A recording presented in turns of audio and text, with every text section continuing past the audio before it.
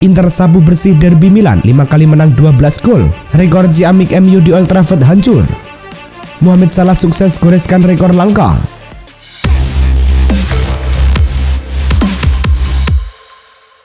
Halo Soccer Mania, kembali lagi di Blessing Soccer News. Kali ini kami sudah siapkan berita-berita terbaru seputar dunia sepak bola. Tentunya untuk kalian semua, selamat menyaksikan.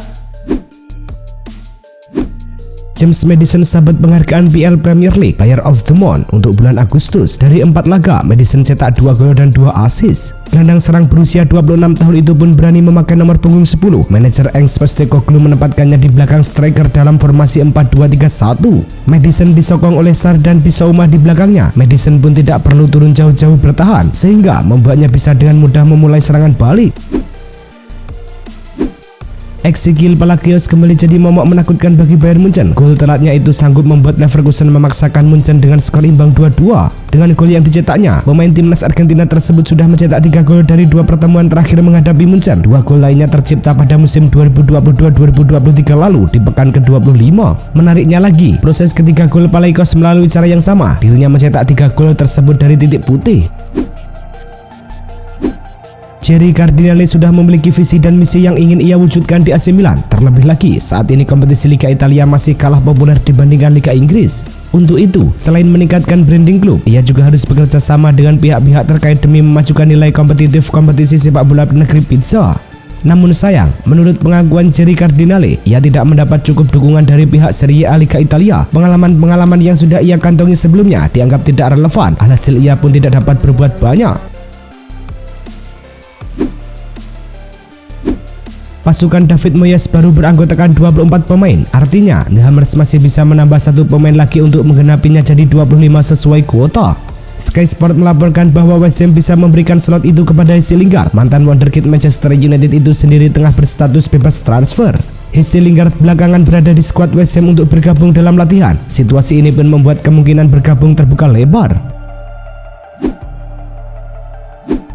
Xabi Alonso, sang pelatih Bayer Leverkusen, mampu bikin catatan apik kontra Bayern Munchen. Alonso sudah 2 kali mendampingi timnya menghadapi Bayer dengan hasil sekali menang yakni 2-1 pada musim lalu dan kini seri 2-2. Menariknya, Alonso merupakan ex pemain Bayer. Dulu semasa berseragam Bayer, Alonso punya rekor superior kalah hadapi Leverkusen dengan 6 kemenangan dari 6 pertemuan. Xabi Alonso memang sedang mencuri panggung di Bundesliga. Alonso mampu bawa Leverkusen kembali ke papan atas. Beberapa pekan lalu, sebuah pernyataan mengejutkan disampaikan Jordan Henderson. Menurutnya, salah satu faktor yang membuatnya memilih hengkang ke Arab Saudi adalah karena dirinya merasa tak lagi diinginkan di dalam skuad Liverpool. Pernyataan Jordan Henderson pun dikonfirmasi oleh pelatih Liverpool Jurgen Klopp. Pria asal Jerman itu juga mengakui bahwa dirinya memberitahu Henderson jika sang pemain tak akan bermain reguler andai memutuskan tetap bertahan di Anfield. Mason Greenwood diangkut Getafe dari Manchester United di hari terakhir bursa transfer. Greenwood bakal membela Panji Azulones dengan status pinjaman hingga akhir musim 2023-2024. Pelatih kepala Getafe Jose Bordalas memastikan Mason Greenwood tidak akan melakoni debutnya dalam waktu dekat. Menurut Bordalas, Greenwood masih harus menjalani proses persiapan karena telah 18 bulan tidak bermain sepak bola. Bordalas mengatakan seluruh anak asuhnya turut membantu proses adaptasi Greenwood di Spanyol. Cristiano Ronaldo telah memutuskan untuk melanjutkan tindakan hukum terhadap Juventus atas gaji yang belum dibayar. Rinciannya La Gazzetta dello Sport. CR7 menuntut pembayaran bersih sebesar 19,9 juta euro atau senilai 326 miliar rupiah yang dijanjikan oleh klub ketika dia setuju untuk menunda gajinya selama bulan-bulan awal pandemi COVID-19. Gaji yang ditangguhkan ini adalah bagian dari manuver gaji Juventus yang kini terkenal dan menjadi subjek kasus hukum Prisma yang sedang berlangsung. PSG catatkan rekor start terburuk di Liga Prancis sejak musim 2010-2011. Cuma 2 menang dari 5 laga. PSG sementara bertengger di peringkat ketiga klasemen Ligue 1 dengan 8 poin. Padahal di bursa transfer musim panas kemarin, PSG sudah beli 9 pemain baru plus 2 pemain bebas transfer dengan total harga 5 triliun rupiah. Luis Enrique, sang pelatih baru, tampaknya tidak semudah mengembalikan telapak tangan dalam memulai karirnya di kota Paris. Reuters. Laga Wolverhampton versus Liverpool dalam lanjutan Liga Inggris berlangsung di Molineux. Wolves unggul pada menit ke-7 oleh gol Hwang Hee-chan. Liverpool mendapatkan gol di babak kedua pada menit ke-55. Mohamed Salah melepaskan umpan yang disontek Cody Gakpo. Liverpool berbalik unggul pada menit ke-86. Robertson bertukar umpan dengan Salah dan dengan tenang menyontek bola. Liverpool menambah keunggulan menjadi 3-1 pada menit ke-91. Sepakan Harvey Elliott berakhir di pojok gawang. Tak ada lagi gol tercipta sampai laga usai. Pertandingan Liga Inggris antara MU versus Brighton berlangsung di Old Trafford. Di menit ke-20, Danny Welbeck membuka keunggulan Brighton. Brighton lagi-lagi mencuri gol setelah menerima tekanan. Pascal Gross menambah keunggulan Brighton. Brighton tampaknya sudah mengunci kemenangan atas Manchester United. Di menit ke-71, Brighton mengubah skor menjadi 3-0. MU langsung membalas untuk menciptakan gol balasan. Hannibal Mejbri mencetak gol pertama MU di menit ke-73. Kedudukan berubah 1-3 hingga bertahan sampai laga usai. West Ham versus Manchester City tersaji di Olympic Stadium London pada laga lanjutan Liga Inggris. West Ham mampu unggul melalui gol James Ward-Prowse. Manchester City kemudian secara luar biasa mampu bangkit di babak kedua. Jeremy Doku menyamakan kedudukan di menit ke-46. The Citizen berbalik memimpin setelah Bernardo Silva bikin gol di menit ke-76 usai berhasil menaklukkan kiper West Ham Areola. Erling Haaland kemudian berhasil melengkapi kemenangan Manchester City berkat gol yang dicetaknya di menit ke-86. Manchester City menutup laga dengan kemenangan 3-1. Tottenham menjamu Sevilla di Stadion Tottenham Hotspur. Spurs justru kecolongan setelah Sevilla membuka keunggulan dari Gustavo Hamer di menit ke-73. Injury time 12 menit menandai momen kebangkitan Tottenham. Richarlison membobol gawang Sevilla untuk menyamakan skor menjadi 1-1. Dejan Kulusevski menjadi pahlawan Spurs. 4 menit berselang, Kulusevski menuntaskan kerjasama apik dari sayap kiri. Spurs berbalik mengungguli Sevilla 2-1 sekaligus memenangi pertandingan. Pertandingan Borussia Dortmund versus Freiburg dihelat di Europa Park Stadion. Freiburg tertinggal duluan oleh gol Mats Hummels pada menit ke-11. Barulah di menit-menit akhir babak pertama, tepatnya di menit ke-47, Freiburg sukses mencetak gol via Lukas Höhler. 2 menit berselang di menit ke-51, Freiburg sukses mencetak gol lagi, kali ini melalui Nicolas Hofer, dan tuan rumah unggul 2-1. Setelah beberapa percobaan, 1 gol pun berhasil dicetak Daniel Malen. Di menit ke-60 kedudukan menjadi seimbang. Menjelang akhir laga, Dortmund berhasil balik memimpin di menit ke-88. Gol tersebut dicetak oleh Mats Hummels. Setelahnya giliran Marco Reus yang berhasil mencatatkan namanya di papan skor di menit ke-92 dan memastikan kemenangan Dortmund 4-2 atas Freiburg.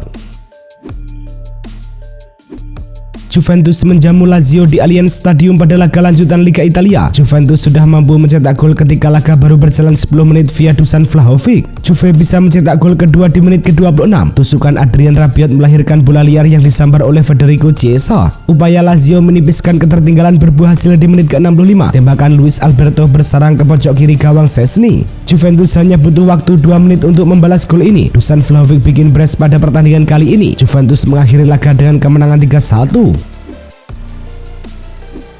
Inter versus AC Milan bertanding di Giuseppe Meazza. Baru 5 menit laga berjalan, Inter sudah bisa membuka keunggulan lewat gol yang dicetak Henrik Mkhitaryan.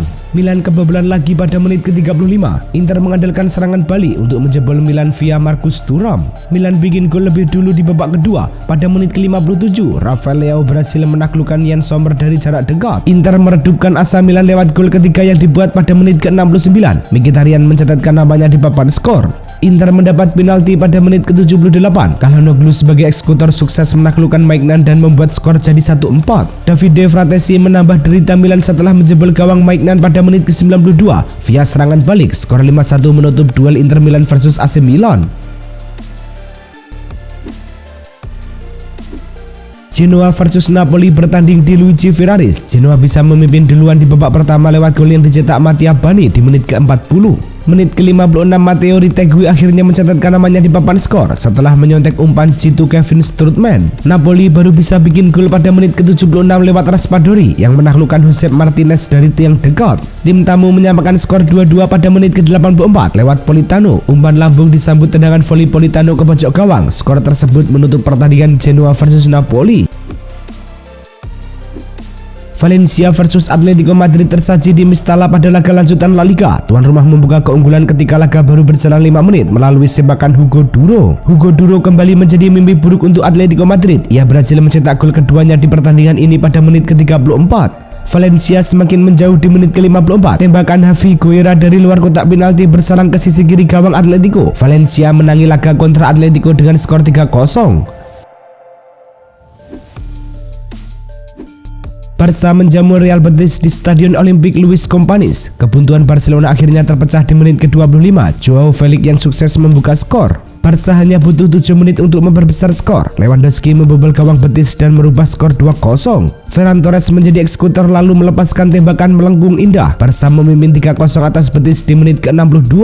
Rapinya menambah gol usai melepaskan tendangan kaki kiri yang sukses menembus gawang Real Betis. Barcelona pun unggul 4-0. Pada 10 menit terakhir, Barca membobol gawang Real Betis untuk kelima kalinya. Giliran Joao Cancelo mengukir namanya di papan skor. Barcelona menang laga kontra Betis dengan skor 5-0. Laga Al Raed versus Al Nassr berlangsung di Stadion Raja Abdullah. Al Nassr memecah kebuntuan berkat gol Sadio Mane. Skor 1-0 menandai babak pertama. Al Nassr memanfaatkan keunggulan jumlah pemain 3 menit kick-off babak kedua. Talisca memperbesar skor menjadi 2-0. Cristiano Ronaldo berhasil melengkapi kemenangan Al Nassr dengan mencetak gol ketiga di menit ke-78 melalui sepakan ke pojok gawang. Al Raed menciptakan gol hiburan di 2 menit terakhir. Mohamed Fauzahir mengonversi hadiah penalti untuk mengubah skor menjadi 1-3. Hasil tersebut bertahan hingga laga bubaran. Kemenangan Liverpool kontra Wolves semakin bertambah manis berkat pencapaian gemilang Mohamed Salah.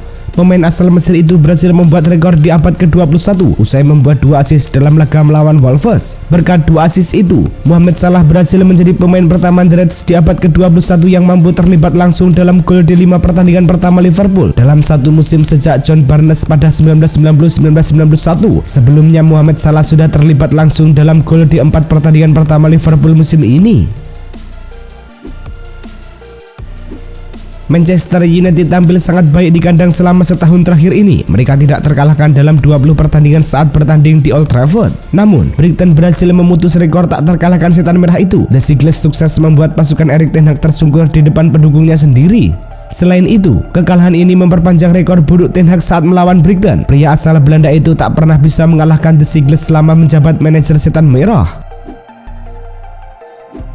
Inter menang 5-1 kontra AC Milan yang merupakan kemenangan terbesar mereka di derby Milan sejak Maret 1974 juga dengan rekor serupa. Hasil yang juga melanjutkan dominasi Inter atas Milan sepanjang tahun ini. Sedari awal tahun mereka sudah bertemu 5 dan semuanya dimenangi Inter. Inter mampu menggelontorkan 12 gol dari 5 laga dan cuma kebobolan sekali. Opta mencatat ini jadi kali pertama Inter melakukannya dalam sejarah pertemuan dengan Milan. Ferran Torres mencetak golnya lewat tendangan bebas kaki kanan saat Barcelona menghadapi Real Betis. Bola free kick yang dilepaskan oleh Torres berhasil bersarang di pojok kiri gawang Real Betis. Dilansir dari Barca Universal, gol free kick dari Torres membuat Barcelona akhirnya mencetak gol lewat tendangan bebas. Kali terakhir Barcelona mencetak gol dari free kick pada 2 Mei 2021. Kala itu, Lionel Messi mencetak 1 gol lewat tendangan bebas ke gawang Valencia pada laga pekan ke-34 Liga Spanyol 2020-2021. Rasmus Højlund tampil sebagai starter dalam pertandingan melawan Brighton. Ini pertama kalinya Højlund dipercaya tampil sejak menit awal sejak bergabung Manchester United. Pada laga ini, Højlund sebenarnya sempat mencetak gol pada menit ke-40, namun wasit membatalkan gol tersebut lantaran bola lebih dulu keluar lapangan sebelum mengarah ke pemain asal Denmark tersebut. Tak cuma batal mencetak gol, Højlund juga harus mengakhiri pertandingan dengan kepala tertunduk. Setan merah tak berdaya saat mendapat kunjungan Brighton. Itulah tadi kumpulan berita-berita terbaru dari kami. Simak terus berita-berita terbaru lainnya dan jangan lupa like, komen, dan juga subscribe.